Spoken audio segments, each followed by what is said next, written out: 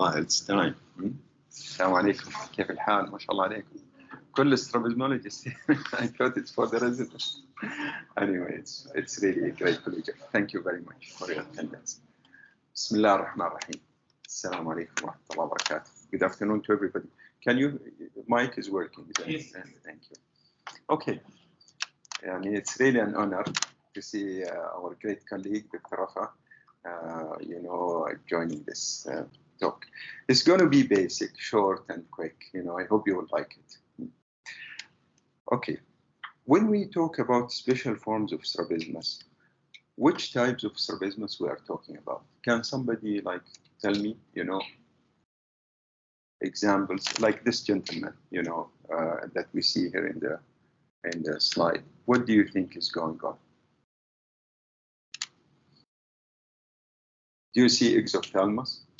Yeah, so most probably is a thyroid eye disease. And this could result into strabismus. Unfortunately, these strabismus cases, they will be different from one patient to another. And for this reason, we call them special forms of strabismus. If you open any textbook of strabismus or pediatric ophthalmology and you look under special forms or types of strabismus, you will find them enumerating a number of conditions. Duane retraction syndrome, supraoblique syndrome or Brown syndrome, the adherence syndrome, strabismus fixus, Graves or thyroid eye disease, fibrosis of the extraocular muscles. What's another name for fibrosis of the extraocular muscles? CCDD. What does it stand for? Perfect, perfect. Yeah, you are there. Orbital myositis, cyclic heterotropia, fracture of the orbit wall results in a peculiar strabismus that is different from one person to another. Superior oblique myokemia, myasthenia gravis, chronic progressive external ophthalmoplegia. I'm not going to talk about all of them. As you can see, the list is long, but I will talk about one or two of them, and I will leave the list for you to, to hopefully, read and increase your knowledge in them. Will be always available, in the division to answer any, of your questions or queries. What do you think is going on here? She's looking to the right side, and exactly right. Very nice. Excellent, Dr. Atia. Very nice. So we can see that the left eye is kind of going down. When she adducts, the left eye is going, stepping down. And Dr. Atir has said this most probably, or brings your attention to what kind of condition, what we call most probably, yeah. However, we cannot diagnose Brown clinically. What do we need to do in order for us to say that this is a Brown syndrome? We have to do what? Forced action. And yes, perfect. Thank you, Dr. Abdulaziz. So we have to have. We cannot say this is Brown syndrome. Clinically, we can say rule out possible Brown. What is the other condition that may present itself in a similar way? And we frequently, find, people say, this might be this or that. Limited. Yes. However, in that case, what would happen? The limitation of elevation would be in both abduction and adduction. However, if you find the limitation in elevation and adduction, it's a very, very rare condition. Thank you very much, Dr. Abdulaziz. Very, very rare condition. But, just for the sake of differential diagnosis when you are in exams and so on, and I will show you, some differentiating points between the two. Inferior oblique palsy. Yeah. And when you see, oh, that's what's different. It's not that brown. And here, what do you see? Trying to look at the left side.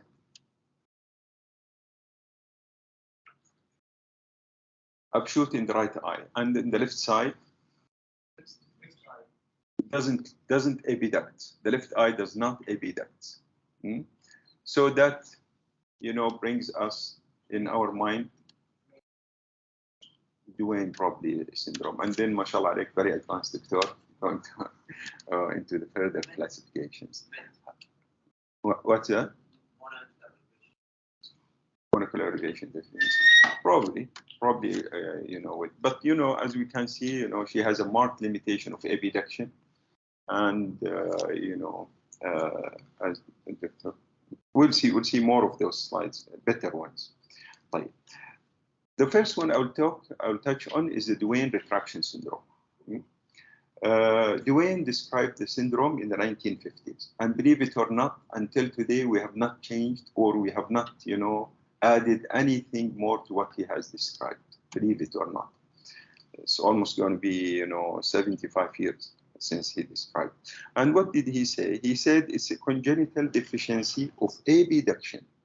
Remember this, congenital deficiency of abduction. So every Duane syndrome should have limitation of abduction associated with impairment of adduction to a certain degree, and retraction movement of the globe,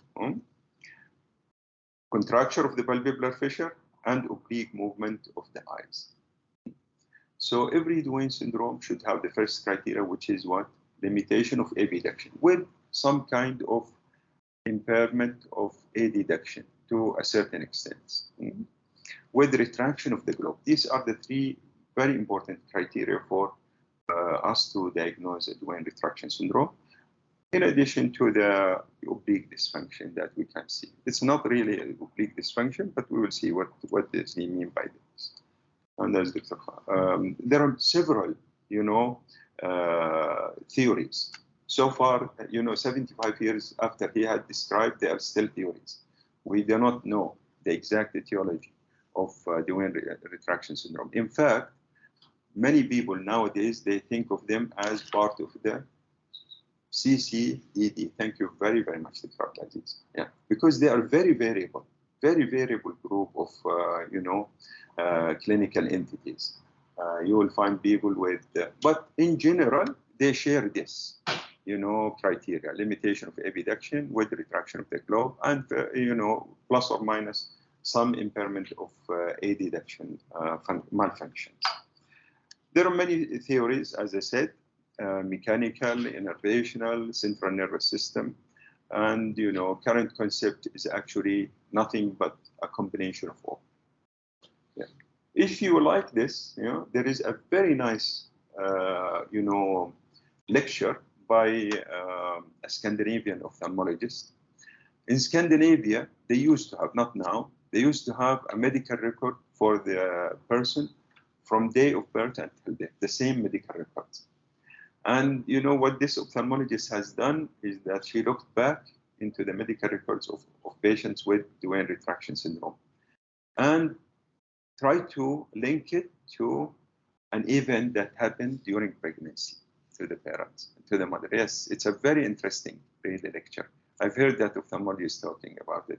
And she identified the week that some kind of event has happened. Either mother has taken medications or exposed to some kind of, you know, trauma or radiological event or something. It's a very interesting, I think probably one of the best lectures I've heard about Duane retraction syndrome. As you see, you know, very little progress has happened since the description of the syndrome in the sense of the etiology or, you know, the management. As Dr. Khalid has said previously, when we talk about it, we most often say type 1, 2, and 3. Can you kindly tell me, can someone tell me what's Duane type 1 like, would be looking like? What's the hallmark of a Duane type 1? The hallmark of a Duane type 1 is primary position what? Esotropia. Thank you. So you know it. Why you didn't say it? But very nice. So the hallmark is an ET. With what do in addition to that, what would be there? Definitely in all of them, In all of them, you will see, in all of them, they will have limitation of epiduction. Yeah. So it's a primary position esotropia. Type 2, both, أيوة. Sure. But as you say, remember, this is really like almost in every one of them, isn't it? That as Mr. Very nice. MashaAllah, right. Mona, inshallah, استاذتنا. Yeah. So the hallmark of a Duane type 2 is a primary position, what? Exotropia. And type 3, either. Perfect. But in addition to what? Marked limitation of both abduction and adduction in that type. And you will find people describing them differently. Prof, thank you very much for your attendance. Is that what how you classify them, or you accept it? Or you don't want to comment? Thank you very much. Okay. So, you will find people describe them, in many different ways. For me, I prefer, okay, look at this one, this young girl. What do you see in primary position? Yeah. Which side? The left side.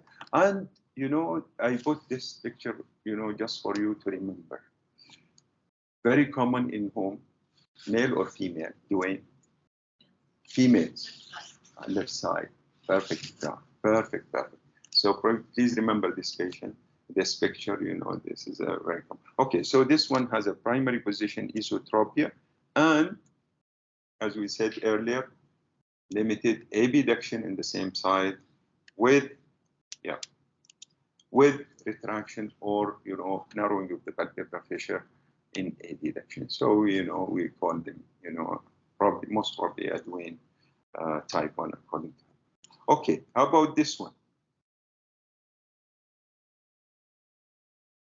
Extreme primary position. So would we call them which one? Yeah, most probably by type 2. طيب, ممتاز. I will show you something. Now, here, in his 9th position of gaze, what do you see? ممتاز. Upshoot in adduction.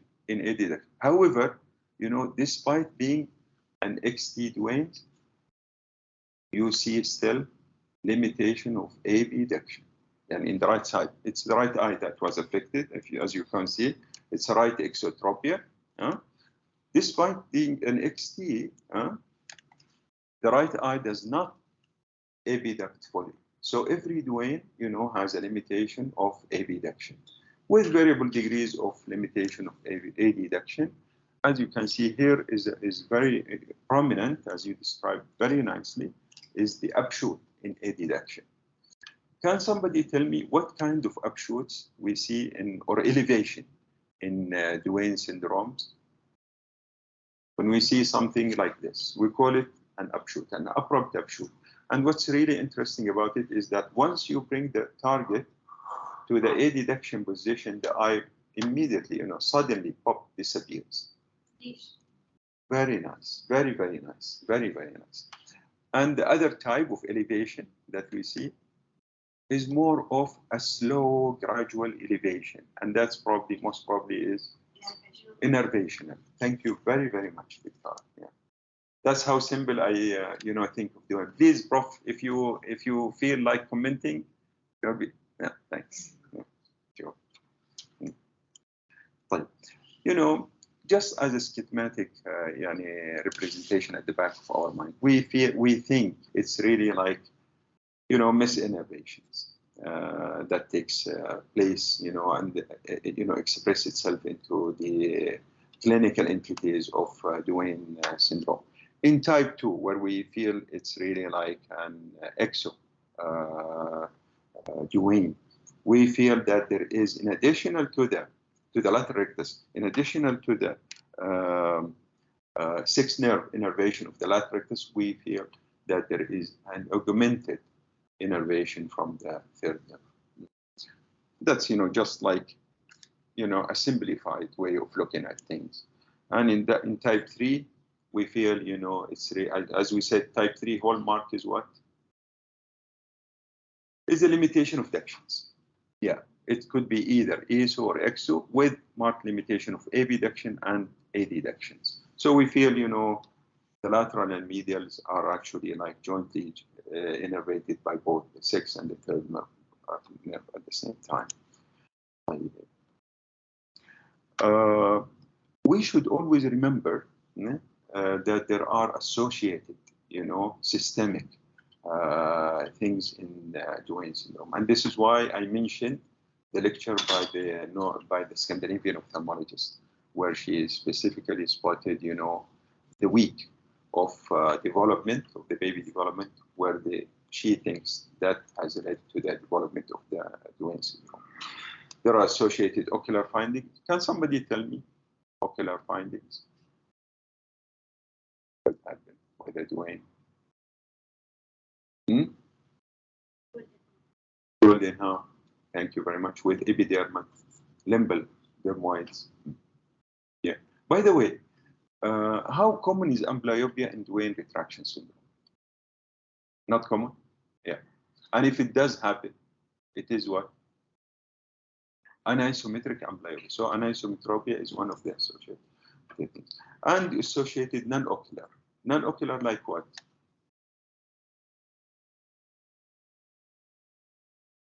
Many non-ocular, you know, findings. I will leave it to you to review. Yeah. Okay. As you can see, you know, embryogenesis and non-ocular structures that could be associated, and we feel it's really like an event that happens during the development of the extraocular muscles and their innervations and you know, other systems at the same time, and that, you know, probably is the clue for the association, systemic associations with the Duane retraction syndrome. But yeah, as I said here, you know, the sensory findings, you know, what's really like remarkable about their sensory findings in Duane retraction syndrome? You said, Dr. Amblyopia is rare, and you know, amblyopia usually results. How does amblyopia takes place in strabismus?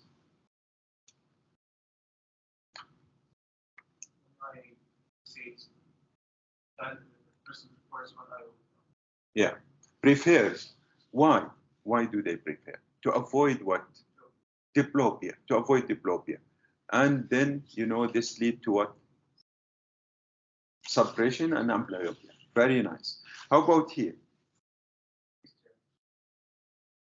Very nice. Very nice. And usually, as you said very much correctly previously, they are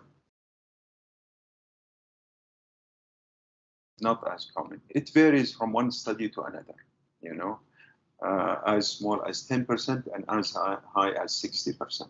It depends on how, you know, probably a population and so on and so forth. Like amblyopia, as we said.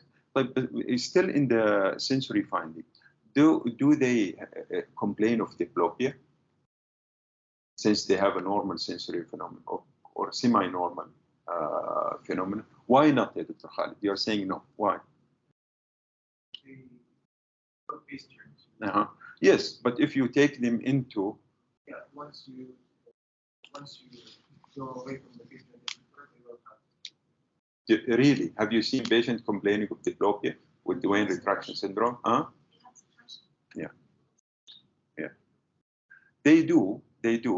But honestly speaking, I have seen many patients with Duane retraction syndrome.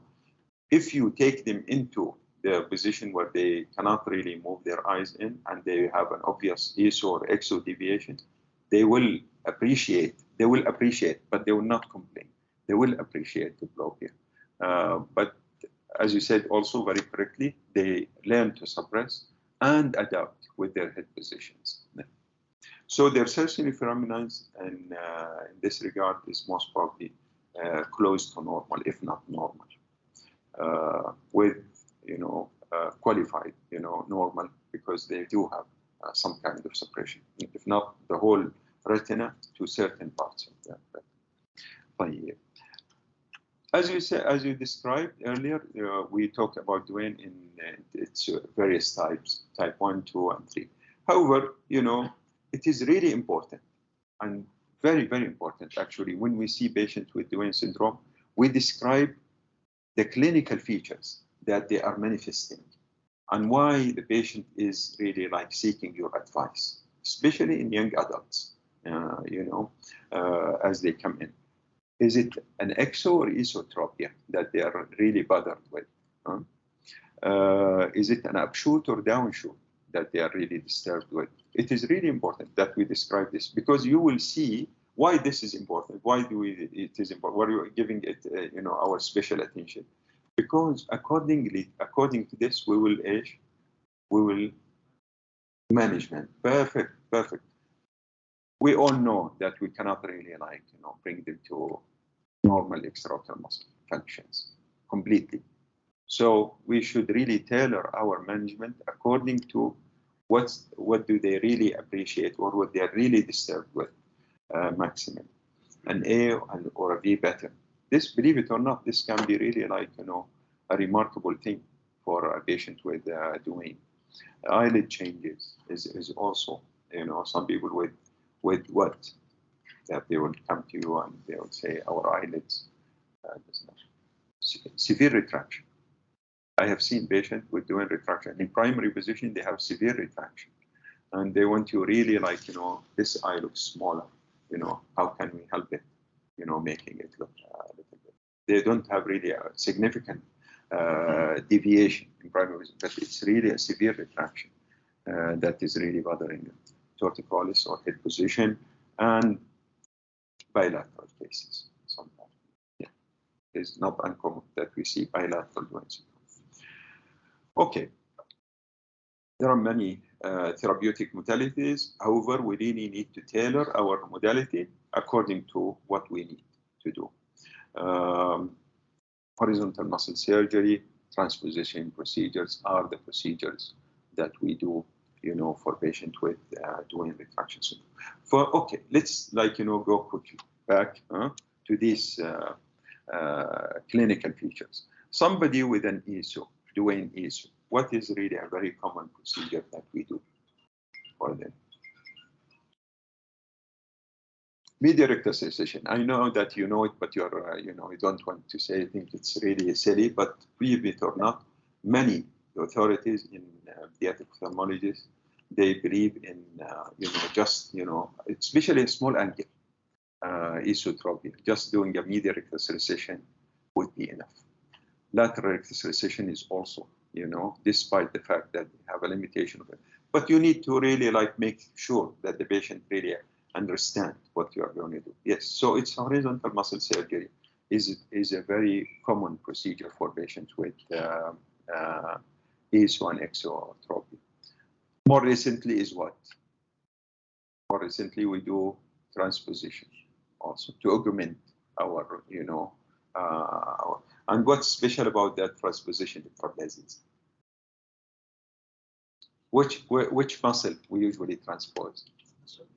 Superior. For ESO Duane. For a significant ESO Duane, we do in addition or without, but however, we do it with augmentation, isn't it? That's what is being described. You will find people are very much for, and you will find people very much, saying that, just an medial rectus should do, and I wouldn't really bother to do. Upshoot and downshoots. What kind of procedures do you think? Why splitting of which? Lateral rectus muscle. And how do we do that, Dr. Mona?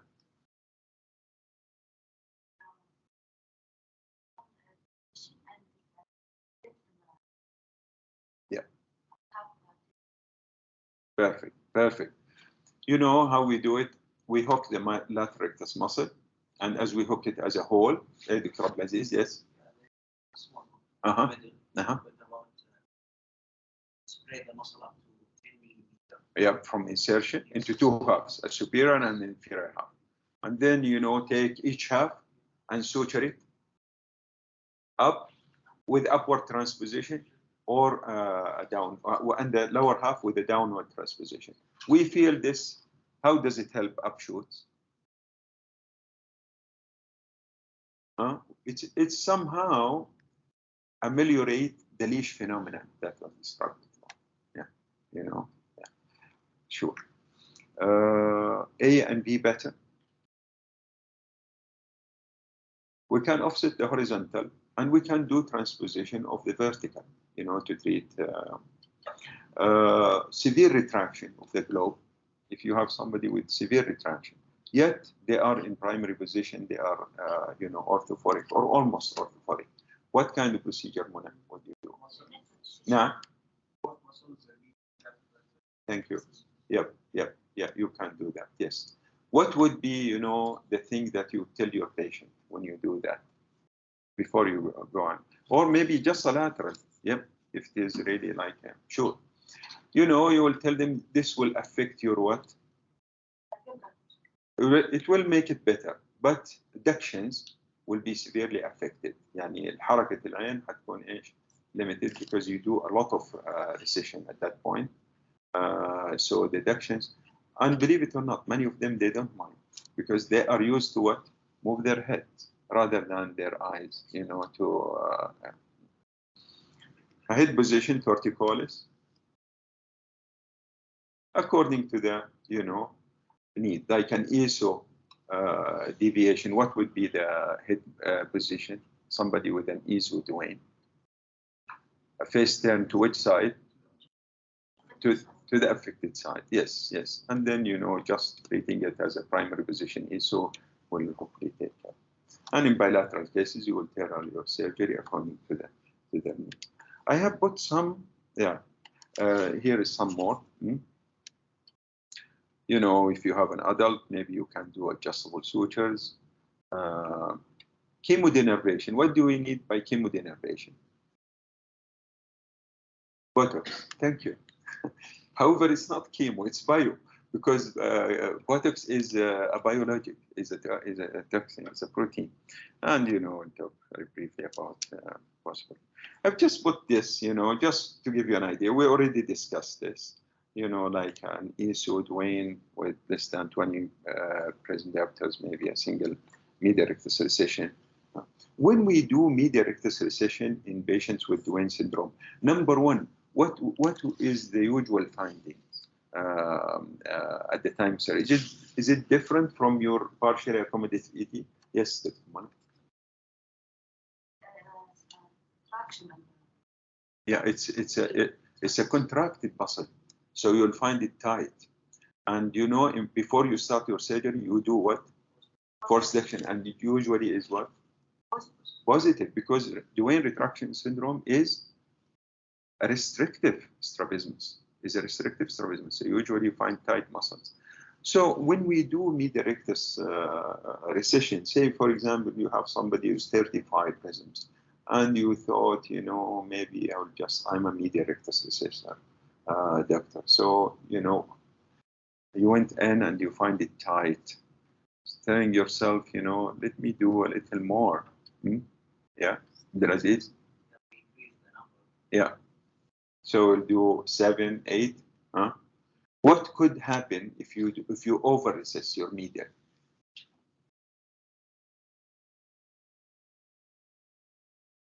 Something, you know, rarely does happen.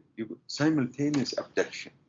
What's happening? Yes, it's really an important thing to keep in mind, and you know, and not to over recess your medial. Why? Can somebody explain to me? We call it simultaneous abduction. Okay, say it's a left eye with an ISO Duane, and we did really like a major recession, let's say 8 or 9 millimeter recession. We find the medial rectus to be tight. When they are trying to look to the right side, what's happening in Duane retraction syndrome? Co-contraction, perfect, of the medial and the lateral. If somebody, his medial is already weak, then who will take over? The lateral, and then, you know, both eyes will be looking, you know, into the abduction. It's a very scary thing to the parents, unfortunately. I have seen it, you know, they are really disturbed. And what's really important to remember is that this is the preferred position for the baby before. You know, they don't epiduct, so they avoid things in this side. So they want to go back and look here, and then their eyes go. You know, it's yeah. So we do, you know, resist the medial, but we resist it, you know, according to nomograms or tables or whatever. Avoid, you know, in general, avoid over recession. Prof, any comment? Really? Thank you.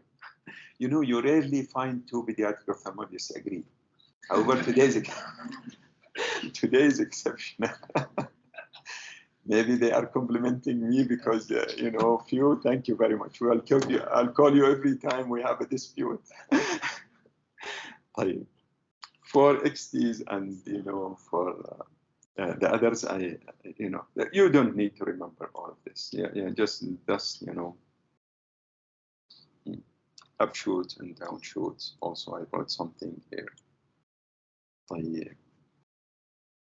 Differential diagnosis is also very important, especially for you in exams. You know, very common and very obvious differential diagnosis is what? 6 nerve pulse. How can you say, look, you know, this cannot be a 6 nerve pulse? Yeah. Let's go back to this young girl. How can you say to yourself, sorry, how can you say to yourself, this cannot be 6 nerve pulse? في شيء she has she has almost complete limitation of epiduction, يعني -3 or -4. Yet at the same time, what? A small ET. يعني somebody with a 6 nerve palsy like this should have an ET of how much? على الأقل. بالضبط. If not, you know, even more than 50. So a disparity between the primary position deviation and the limitation of ductions. How common Duane compared to 6 nerve palsy in kids? Which one? Duane, yeah. In fact, you know, there is a general saying, but don't quote me. Any limitation in epiduction in a child is what? Is a Duane until proven otherwise. Yeah. So, you know, just remember this. You know, and try to see if they do have the other, you know, components of a Duane retraction syndrome. Yeah. طيب. Mebius syndrome is what? Combination of brain and nerve pulses. Sure. طيب. Congenital oculomotor apraxia. Have you seen? Yeah. What's the hallmark? Hey, Dr. Khan, please. You have not? I think you told me. I saw one. Yeah. Head thrust, exactly. They have problems with their pursuit. Say they use their saccades, you know, to switch fixation from one position to the other. And infantile esotropia. Can infantile esotropia be, you know, confused with a Duane? Very nice. Why do they have, you know, limitation of epiduction? And apparent يعني تحاول المريض تقول لي يعني مهما حاولتي تجذب انتباهه for epiduction, they don't epiduct. Why? Large angle. It's unlikely to be contracted, especially in a baby. It's actually cross fixation. They don't need to look out. For things in this side, they will use this arm. And for things on that side, they will use this. So why should I epiduct, you know? And rather, this is why we call it, you know, cross fixators. I'm sure. But yeah, so they can be. And how can we How can we prove to ourselves that it's infantile ET rather than Duane? يعني ايش tricks that we can? Exactly. You know, or the drum, or things like that, or just occluding one eye for some time, you know, forcing them to, you know. How common is amblyopia in cross fixators? It's not common again, just like, you know, because they are using both eyes. But dissociated. They're not using them together. Huh? Okay. Now we'll move to the the other form of strabismus. We'll call it special form of Brown syndrome or the supraoblique syndrome. Clinically is defined as limitation of elevation in adduction, less elevation deficiency in primary position or in the midline position, and minimal or no limitation of elevation in abduction, minimal or no supraoblique overaction. احنا قلنا ايش what is the differentiate يعني what is the other syndrome that we do might confuse it with Brown? Inferior pulse. Perfect. And then what do you expect? What's the antagonist of the inferior oblique? Superior oblique. So when you have somebody with inferior oblique overaction, you will find them having a superior oblique overaction. It's not the inferior is not working, so the superior takes over. And if you have somebody with a superior oblique overaction, what would be the presentation? An A or a V pattern? أكيد V pattern. I will leave it to you. Anyway, divergence in up gaze producing a V pattern. Positive force reduction, or a force reduction that is positive is a hallmark of Brown. If somebody with a normal force reduction, he's not a Brown syndrome. Widening of the palpebral fissure on adduction. Anomalous head position. What kind of head position? Somebody with a Brown. Chin up. Exactly right. Exactly right. And the primary position, hypotropia in the affected side. Yeah. It varies. You may or may not have the full,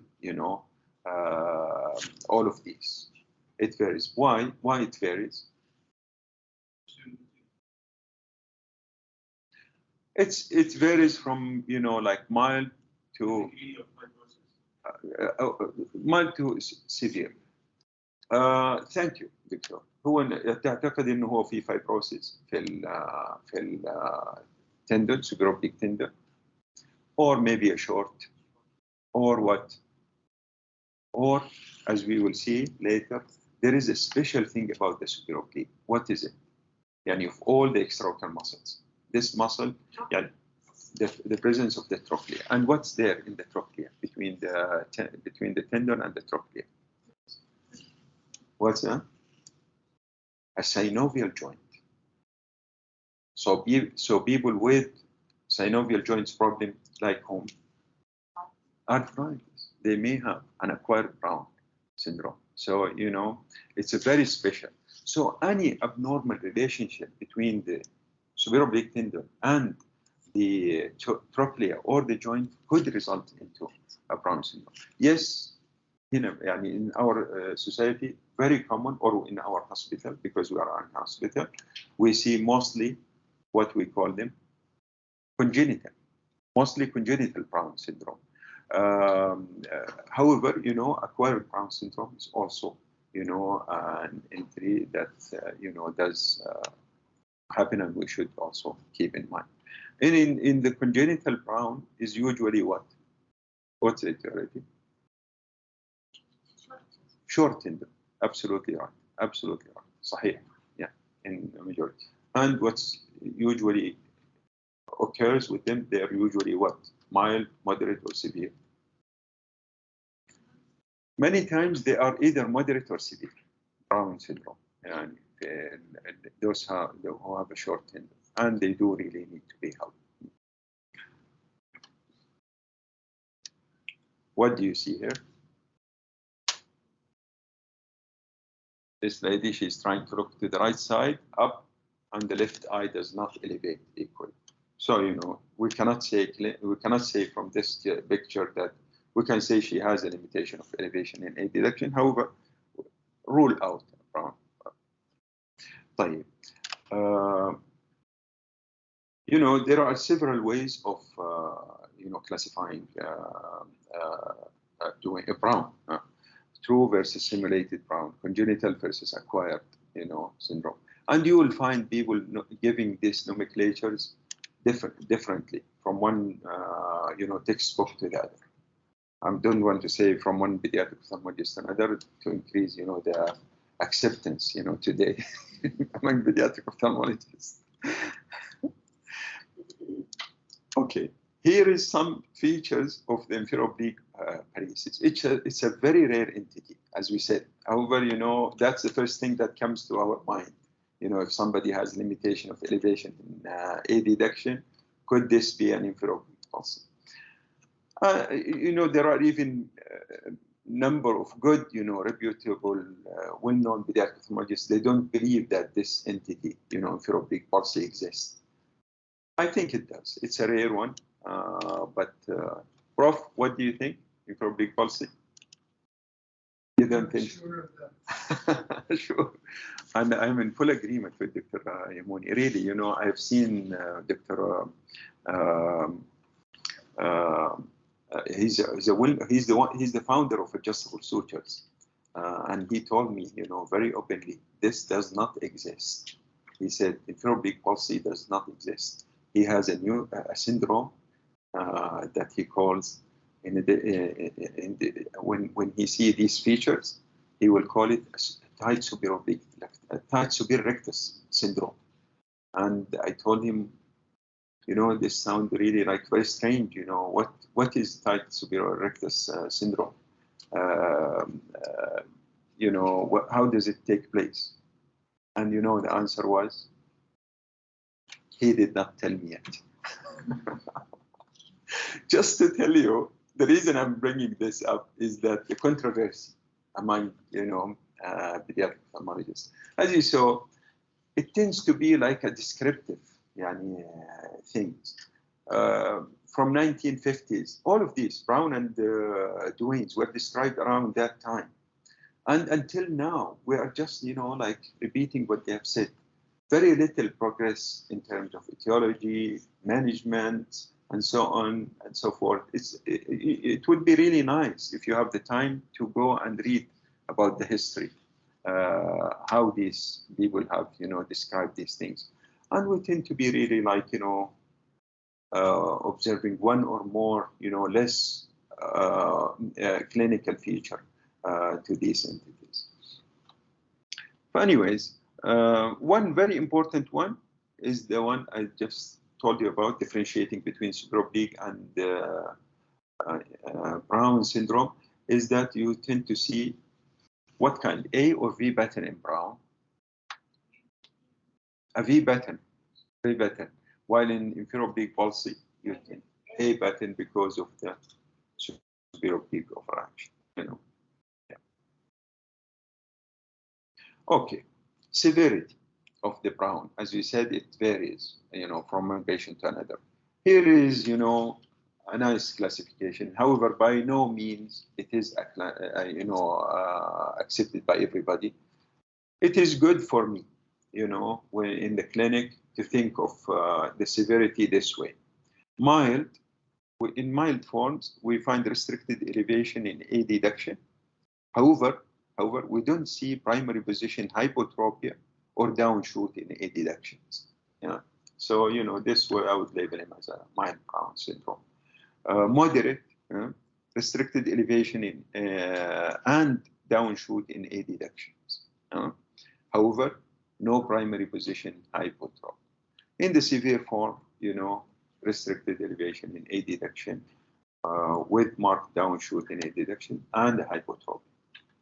Oh, and it varies. Say somebody has 10 diopters of hypotropia or a 5 present diopters of hypotropia. Somebody might tell me, probably it's a moderate. I wouldn't call it severe until I have like a 15 or 18 or 20 and further. Minding you, I have patients with 45 present diopters of hypotropia in primary position.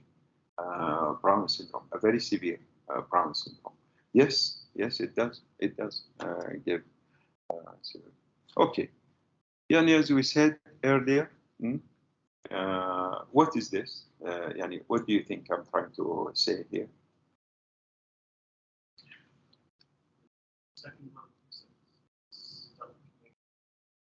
روعة. يعني هذه الاس الريد thing is I'm trying to simulate the trochlea, and if anything that disturb the relationship between the two, between the supraoblique tendon and the trochlea could result into this clinical entity that we describe as Brown syndrome. One very important and special thing about the supraoblique is that every muscle fiber from origin to insertion is represented as by itself. And subhanallah, really, every muscle fiber is represented by a tendinous fiber that goes muscle to tendon from origin to insertion. And this is really special about the supraoblique. And you will find a lot of literature, about the supraoblique muscle. Probably, if I the way I see things, the whole extraocular muscles is the amount of literature written. I will find probably 90% similar literature written about the supraoblique muscle. It's a very interesting muscle. I've seen many videos of ophthalmologists saying that they are the king of supraoblique. At that point, you would think of them as the king of strabismus because they are the king of the most heavily reported muscle of all the extra muscle. I think this is the end of my talk. If you have any questions, I'll try to answer. I hope it was not boring. Thank you very much. Prof, تفضل.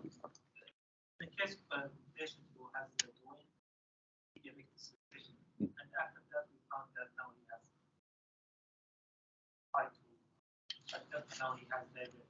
Yeah. Should you go for that suspicion, or you go and advance? What do you think? What that suspicion, I think this would be. Yeah. Sure. What you have seen. Yeah, sure. It depends of how severe it is. The one I have seen is that the next day, you did the media rectus. I've seen it once, to be honest with you. I have pictures. I can show you one time, but I need to look them up. A young lady, at the time of surgery, you find very tight medial, and she had like a 35 letters esotropy, and we thought, really, let's help her. And we did really like 7.5 millimeters. And the next day, the eyes, she was smiling, but her parents were very unhappy with us. We pulled the medial, honestly. That's what we did. We pulled the medial to like 5 millimeter, and she was okay. But certainly, the lateral could be considered. It depends on the severity, I think.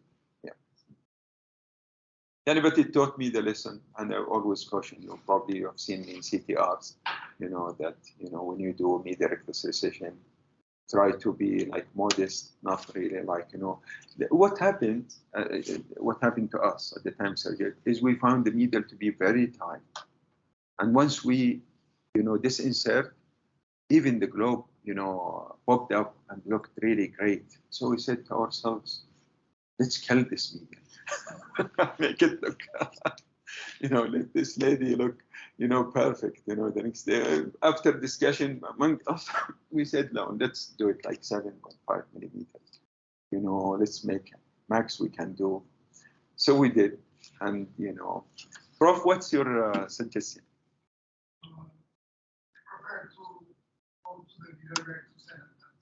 Yeah. How far would you resist the medial? Or maximum, right? No more than 7. Yes, that's very wise statement. Thank you. Thank you very, very much. See you, inshallah.